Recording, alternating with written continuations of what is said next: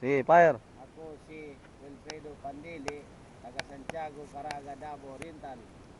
Anong nagka-interest magka sa programa sa Duli yung tulong panghanap buhay sa ating mga disadvantaged workers kung tupad? Unang-una, interesado dito aning programa sa Dole kay sa tanaw na ako kaning yuta ang ngayon nagyod nga kanman pag-usab aron mudaghan ang abot sa yuta kunya makatabang pod ni sa mga tao kadto mulay mga trabaho ug progressive ang among area. Sila man kabuok ang plano ng itanom ni mong luna karon.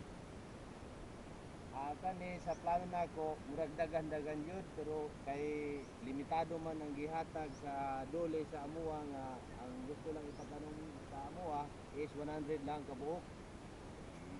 Pero kani mudagan ni mga 500 kabuok.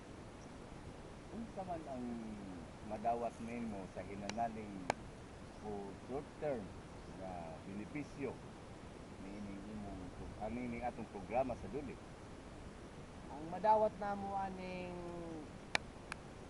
benepisyo gikan sa dole sa labing madali kana o sa short term ang pinansyal aron maka patrabaho mi sa mga alang sa pagtanom diring luna diring datuta.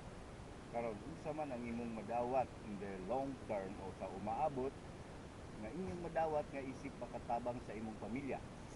Ang madawat namo is nidagan ang among production sa purpose para sa among pamilya. Okay? Daghang salamat Mr. Pandili. O dagan po salamat sir sa